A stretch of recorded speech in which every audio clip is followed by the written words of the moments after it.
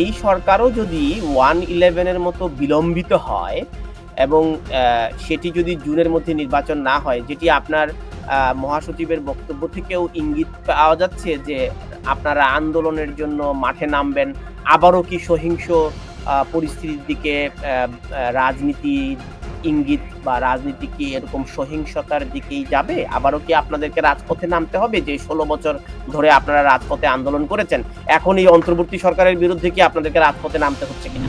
কিন্তু আমাদের এখনো কর্মসূচি গ্রহণ করা হবে।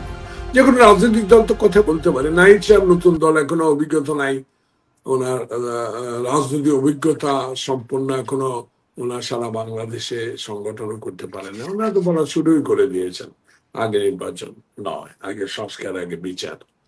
তো আমরা তো এখনো কর্মসূচি দিব বা সহিংস কোনো কাজ অতীত আমরা করি না, এখনো করার কোনো ইচ্ছা আমাদের নেই। তো সংস্কারটা চলমান প্রক্রিয়া, সংস্কারও চলবে, নির্বাচনও চলবে।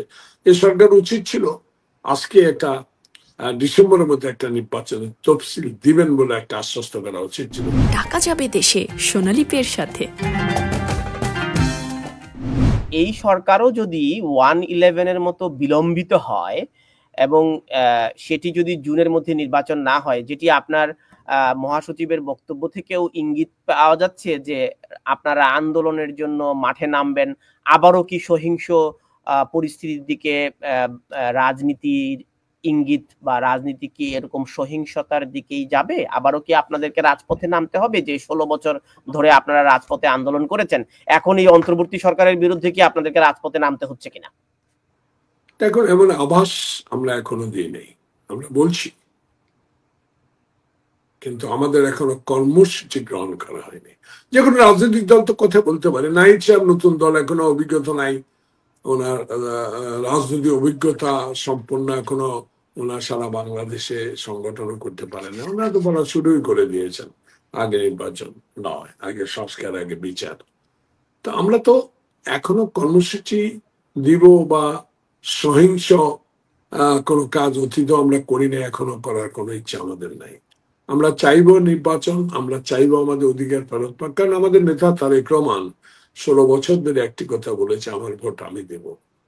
একটা সুষ্ঠু নিরপেক্ষ নির্বাচনের মধ্যে দিয়ে যে দলেই ক্ষমতা আসুক, যে দলের সরকার গঠন করুক, আমরা সহায়তা করবো। আমরা যদি সরকার গঠন করতে পারি, জনগণ আমাদেরকে নিরপেক্ষ নির্বাচনের মধ্যে দিয়ে জনগণ আমাদেরকে বাছাই করে, আমরাও আন্দোলনরত যারা বিগত আমাদের সাথে আন্দোলন হচ্ছে সকলকে মিলে আমরা একটা সরকার গঠন করতে চেষ্টা করব।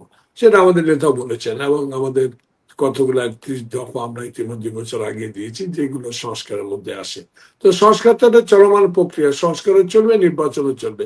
এই সরকার উচিত ছিল আজকে একটা ডিসেম্বরের মধ্যে একটা নির্বাচনের তফসিল দিবেন বলে একটা আশ্বস্ত করা উচিত ছিল। কিন্তু ওনারা কি কারণে, কোন বিষয়ে বিলম্বিত হবে সেগুলো স্পষ্ট এখনো করেন নাই। তো আমাদের দল নিশ্চয় স্পষ্ট করে কথা বলবে যে আমরা কি করণীয়। যে সকল আন্দোলনে যে সহিংস হইতে হবে এমন কোনো কথা নয়, সহিংস রাজনীতি আমরা বিশ্বাস করি না। জনগণ যে দলের সাথে থাকবে সেই দলের কথা তো অবশ্যই সরকারকে শুনতে হবে, কারণ আমরা এই দেশে এখনো বৃহত্তম একটি রাজনৈতিক দল। Thank you.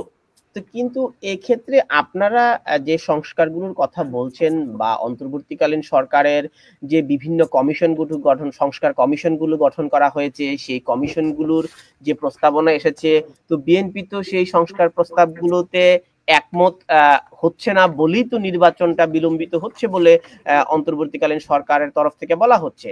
এবং এর মধ্যে একটা সংস্কারের কথা বলা হচ্ছে যে সাবেক প্রধানমন্ত্রী আওয়ামী লীগের সভানেত্রী শেখ হাসিনার কে বিচারের আওতায় নিয়ে আসতে হবে এবং আওয়ামী লীগকে নিষিদ্ধ করতে হবে। এবং আপনি নিজেও এই বক্তব্যটি দিয়েছেন, আইনের মাধ্যমে আওয়ামী লীগের মেরুদণ্ড ভেঙে দিতে হবে। দেখুন, আপনি আপনার বক্তব্য, আপনি উপস্থাপক, আপনি অনেক কথাই বলতে পারবেন, প্রশ্ন করতে পারবেন, কিন্তু আমাদের সরাসরি উত্তর হলো আমরা জনগণের নির্বাচিত সরকারকে দায়িত্ব দেওয়া হোক আওয়ামী লীগকে নিষিদ্ধ হবে কি হবে না। তাহলে তো আমরা আবার ফ্যাসিস্ট হয়ে যাব। আওয়ামী লীগকে ফ্যাসিস্ট কেন বলি? আওয়ামী লীগ নিজের জোর জবরদস্তি করে ক্ষমতায় ছিল, গণতন্ত্র হত্যা করেছে, সাংবিধানিক প্রতিষ্ঠানগুলো ধ্বংস করেছে, দেশের সংবাদপত্রের স্বাধীনতা নষ্ট করেছে, দেশে গণতন্ত্রের কথা বলতে দেওয়া নেই, 1 মিনিটে গণতন্ত্র হত্যা করেছে তার বাবা, তার পৈতৃক সম্পত্তি বানাবার চেষ্টা করেছে, মুক্তিযুদ্ধের সম্পর্কের কথা বলে তারা মুক্তিযুদ্ধের ধারণাকে বাইরে রেখে দিয়েছে, তাদের নিজের দলকে ক্ষমতা রাখার চেষ্টা করেছে।